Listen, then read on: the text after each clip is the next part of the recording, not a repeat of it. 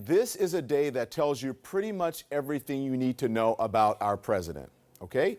This is how President Trump began his day. Tweeting, of course, tweeting, right? About Omarosa Manigault Newman, former assistant to the president and director of communications for the Office of Public Liaison. That was her title.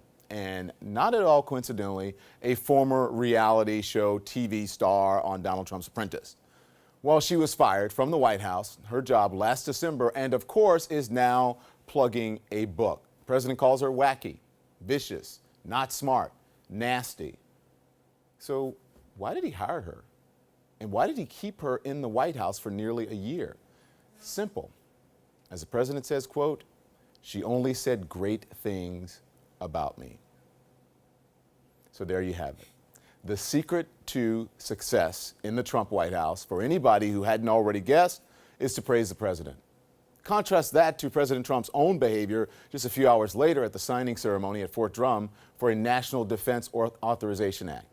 He couldn't even bring himself to call the bill by its complete name, which is the John S. McCain National Defense Authorization Act for fiscal year 2019.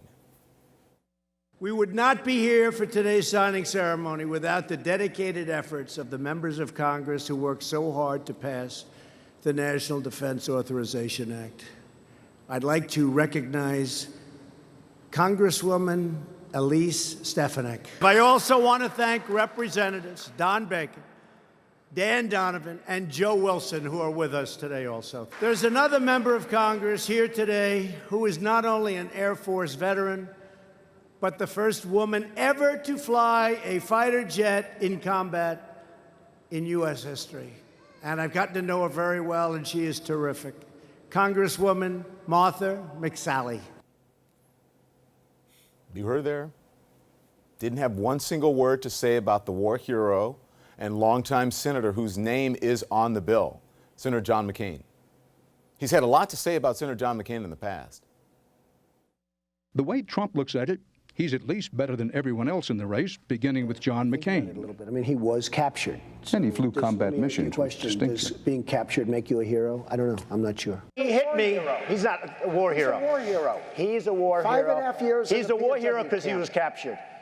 I like people that weren't captured, okay? He was desperate to get my endorsement. I gave him the endorsement because he needed it for the primary. He's never heard salty language before. You know, John McCain, who has probably the dirtiest mouth in all of the Senate. You mean Senator McCain, who voted against us getting good health care? John McCain was not on the list, so that was a totally unexpected thing. Terrible.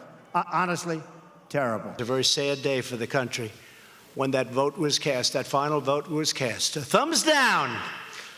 I remember it well. We were going in for a routine repeal and replace, and he went thumbs down. Not nice. Even just a little while ago, the president couldn't resist slamming Senator McCain again. One of our wonderful senators said thumbs down at 2 o'clock in the morning. Disgraceful. President Trump slamming Senator McCain simply because he refused to vote the way the president wanted him to on health care, and slamming John McCain's wartime service, even though Trump himself got a draft deferment for bone spurs in his heels. John McCain, as I said, is a war hero. He has been awarded the Silver Star, the Bronze Star, the Legion of Merit, a Purple Heart, and the Distinguished Flying Cross. This is a man who served in the Navy for 23 years, who was a prisoner of war for nearly 6 years in the infamous and brutal North Vietnamese prison known as Hanoi Hilton, the Hanoi Hilton, who, although he was crippled in the crash of his bomber, refused to be released before American prisoners who'd been held longer, who was then tortured and kept in solitary confinement for more than 2 years, who bears the scars of that experience to this very day. This is a man who was elected to the House of Representatives in 1982, the Senate in 1986, who ran for president in 2008, and famously demonstrated that there is a place for honor in American politics with this moment, a moment that's worth remembering today. I can't trust Obama. I have read about him, and he's an Arab.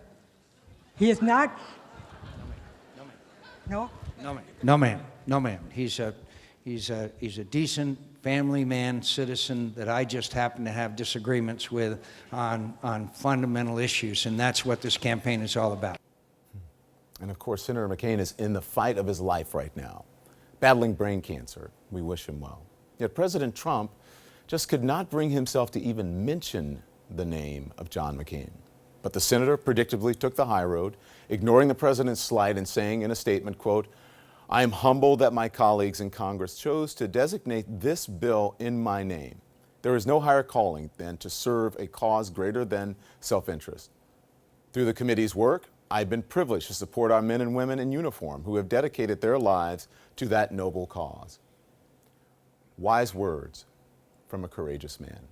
All Americans owe him a debt of gratitude for his decades of service to this country. And again, our thoughts and prayers are with Senator John McCain. We hope that he's doing okay, and his family as well.